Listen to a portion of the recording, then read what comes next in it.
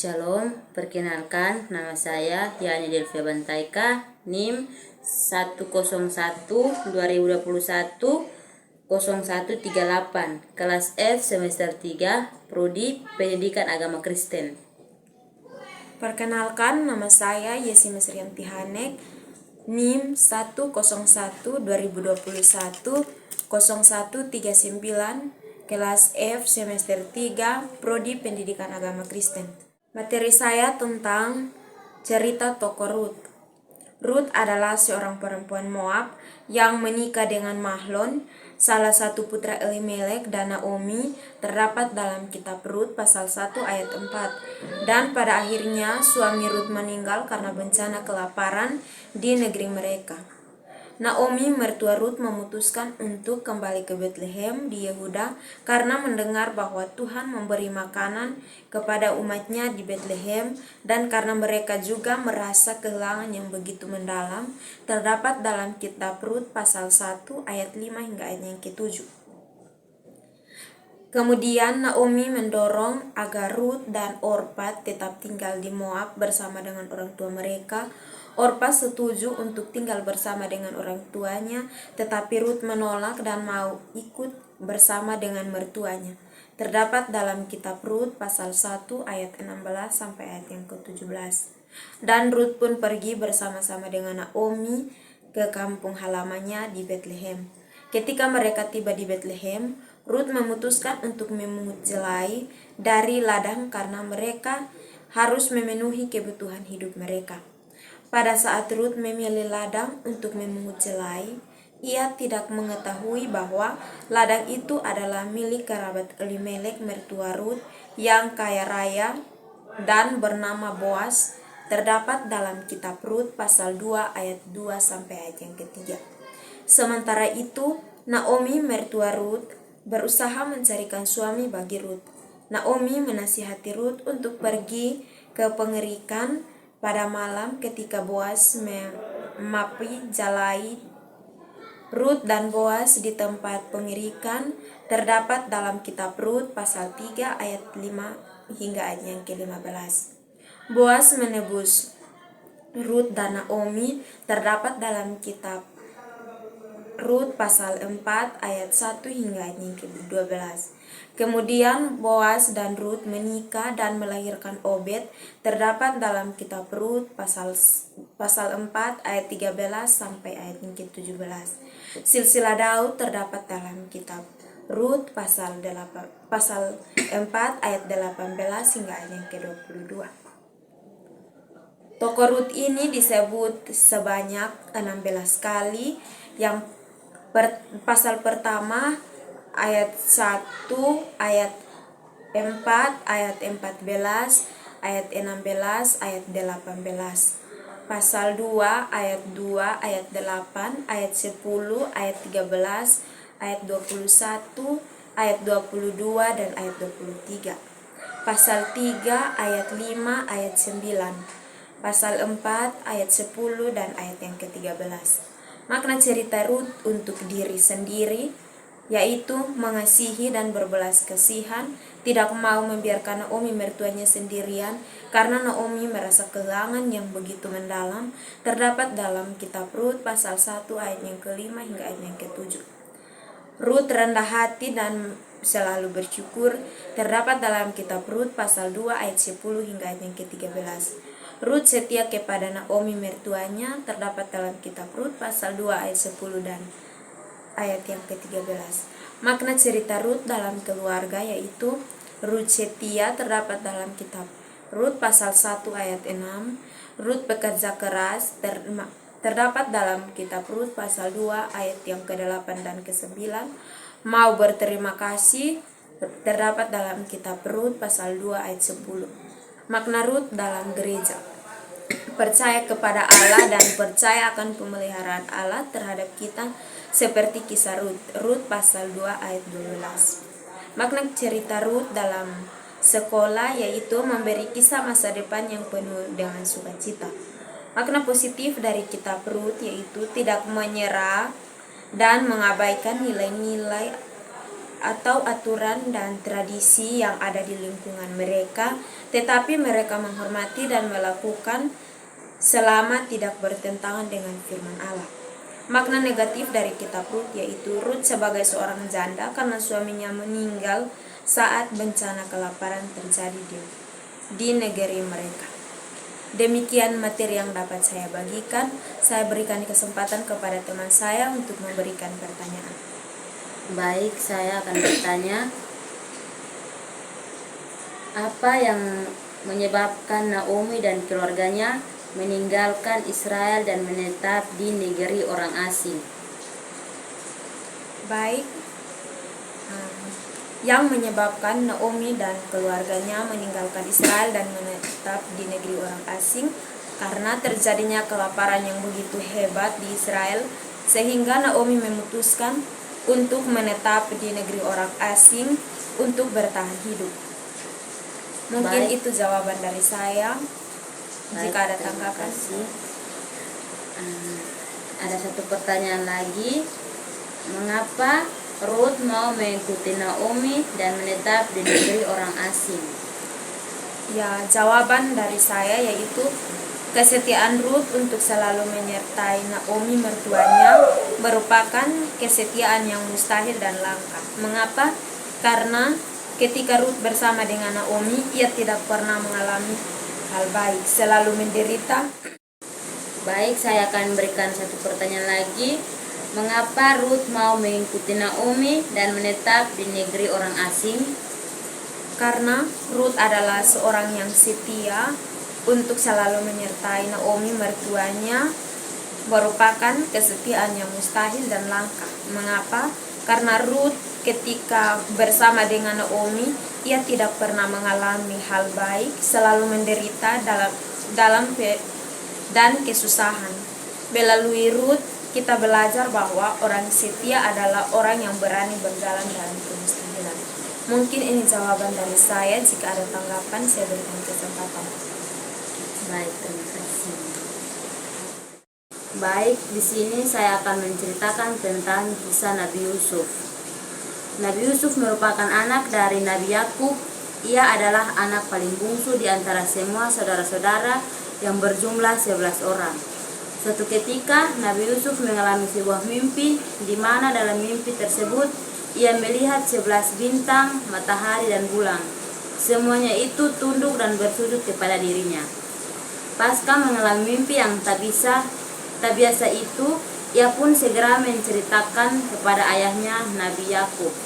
Mendengar apa yang diceritakan oleh anak bungsunya, Nabi Yakub pun merasa yakin jika mimpi itu sebenarnya adalah pertanda dari Allah jika kelak Yusuf akan mengangkat menjadi seorang nabi. Di sisi lain, Nabi Yakub juga memiliki firasat jika di antara semua anaknya, anak bungsunya itulah yang akan menjadi penerus estafet kenabiannya kelak. Sayangnya peristiwa ini justru menimbulkan kecemburuan besar di kalangan saudara Nabi Yusuf. Mereka merasa jika sang ayah lebih sayang kepada Nabi Yusuf daripada 11 saudara yang lain. Kecemburuan yang disarankan saudara-saudaranya itu pun kian hari makin membesar, sehingga suatu ketika mereka semua merencanakan suatu perbuatan tercela untuk mencelakakan Nabi Yusuf. Ke-11 saudaranya itu berniat untuk menyingkirkan Nabi Yusuf kecil dengan cara membuangnya ke sumur yang amat dalam. Rencana itu pun benar-benar dilaksanakan oleh para saudara Nabi Yusuf ketika sang ayah menanyakan keberadaan anak bungsunya itu. Saudara-saudaranya pun berbohong dengan mengatakan jika Nabi Yusuf sudah dimakan serigala. Selama berada dalam sumur yang gelap dan dalam itu, Nabi Yusuf ternyata mampu tetap tenang dan tidak merasakan gelisah atau cemas sama sekali. Padahal anak seusia Nabi Yusuf saat itu akan menangis ketakutan karena berada di sumur yang gelap tanpa ada yang menemani dan tidak bisa keluar. Setelah sekian lama berada di dalam sumur, akhirnya Nabi Yusuf berhasil selamat setelah rombongan pedagang menemukan dan mengangkatnya dari sumur. Sayangnya para pedagang itu tidak benar-benar berniat menyelamatkan Nabi Yusuf. Karena setelah mengeluarkannya dari sumur, Nabi Yusuf justru dibawa oleh rombongan pedagang itu ke Mesir dan dijual sebagai budak. Kisah Nabi Yusuf dan Sulaika. Para pedagang itu sangat senang saat ada yang membeli Nabi Yusuf sebagai budak. Untungnya orang yang membeli Nabi Yusuf merupakan orang yang baik dan memperlakukan dirinya dengan baik serta memberinya tempat tinggal yang layak. Usut punya usut, orang yang membeli Nabi Yusuf itu adalah seorang menteri dan memiliki istri yang bernama Sulaika. Melihat paras Nabi Yusuf yang rupawan, Sulaika ternyata mulai merasakan ketertarikan padanya. Sayangnya Sulaika tak dapat menahan ketertarikan itu dan justru berusaha menggoda Nabi Yusuf dan memujuknya untuk memenuhi hasratnya. Nabi Yusuf tentu menolak bujuk rayu dari Sulaika. Akan tetapi Sulaika tetap tak mengurungkan niatnya dalam menggoda Nabi Yusuf. Keimanan kuat yang dimiliki Nabi Yusuf membuatnya sama sekali tak tergoda meskipun Sulaika telah berusaha menggodanya berkali-kali. Frustasi karena usahanya melakukan Nabi Yusuf tak kunjung berhasil. Akhirnya Sulaika nekat dan melakukan pemaksaan kepada Nabi Yusuf. Namun lagi-lagi hanya penolakan yang diterimanya. Tak terima dengan penolakan tersebut, Sulaika yang marah memutuskan untuk memfitnah Nabi Yusuf dengan mengadu kepada suaminya dan mengatakan jika Nabi Yusuf selama ini berusaha menggodanya. Akibat fitnah dari Sulaika, Nabi Yusuf pun dijeblos ke penjara. Untungnya kebenaran terkait pertengkaran Nabi Yusuf dan Sulaika berakhir dengan adil karena Nabi Yusuf terbukti tidak bersalah. Kisah Nabi Yusuf menafsirkan mimpi raja. Raja yang memerintah di zaman Nabi Yusuf terkenal sering mengalami mimpi aneh dan unik sehingga membuatnya kerap meminta pertolongan kepada dukun-dukun di masa itu. Sayangnya tak seorang pun dari dukun tersebut yang mampu memberikan tafsir mimpi yang memuaskan bagi sang raja. Sampai akhirnya Nabi Yusuf mencoba menggunakan kemampuan tafsir mimpinya untuk menafsirkan mimpi yang dialami sang raja. Mendengar tafsir mimpi yang disampaikan oleh Nabi Yusuf, sang raja pun tertarik dengannya. Lama-kelamaan Nabi Yusuf mendapatkan kepercayaan yang besar dari raja hingga membuatnya diangkat menjadi seorang menteri yang mengurus keuangan kerajaan. Dengan kemahiran Nabi Yusuf dalam menafsirkan mimpi dan mengelola keuangan, para pendukung Mesir pun perlahan merasakan jika Nabi Yusuf ternyata mampu membuat mereka melewati masa-masa krisis yang saat itu melanda Mesir. Ditambahkan lagi kemampuan Nabi Yusuf membuat kehidupan mereka semakin membaik semenjak Nabi Yusuf menjadi menteri. Pertemuan Nabi Yusuf dengan keluarganya. Saat Nabi Yusuf menjabat sebagai menteri di wilayah Mesir, saudara-saudara Nabi Yusuf ternyata datang meminta bantuan ke Mesir karena mereka menjadi korban krisis panceklik yang terjadi. Peristiwa inilah yang dipertemukan kembali Nabi Yusuf dengan saudara-saudaranya. Di momen pertemuan itu, saudara-saudaranya meminta maaf atas perbuatan mereka di masa lalu. Setelah itu, Nabi Yusuf meminta saudara-saudaranya membawa serta seluruh anggota keluarga yang lain termasuk sang ayah. Nabi Yusuf bermaksud mengajak seluruh keluarganya untuk tinggal bersamanya agar terhindar dari musim paceklik yang mengancam. Saat itulah Nabi Yusuf akhirnya berjumpa kembali dengan sang ayah Nabi Yakub. Pertemuan mereka berdua diabdikan di dalam kitab tepatnya di Kejadian 37 ayat 1 sampai 36. Demikian kisah Nabi Yusuf yang mengungkapkan mengenai perjuangannya melewati berbagai kesulitan dan hidup, mulai dari dikhianati saudara-saudaranya, difitnah oleh seorang perempuan hingga akhirnya mampu mendapatkan kehidupan yang layak dan berkumpul kembali bersama ayah dan semua saudaranya. Baik, jadi ini materi saya tentang kisah hidup Nabi Yusuf, dan saya akan memberikan kesempatan kepada teman saya untuk memberikan pertanyaan. Baik, terima kasih. Pertanyaan saya adalah mengapa Yusuf dijual ke Mesir?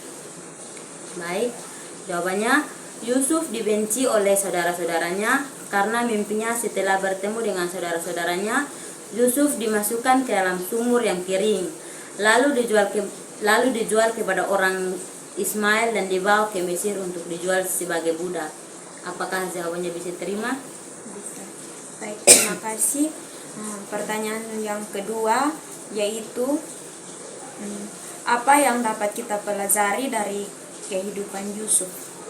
Baik, jadi kisah Yusuf menunjukkan bagaimana dalam kedaulatannya Allah bekerja mengalahkan kejahatan dan menanggapi kerancangannya. Setelah mengalami semua yang dialami, Yusuf dapat melihat tantangan Allah di balik peristiwa-peristiwa dalam kehidupannya.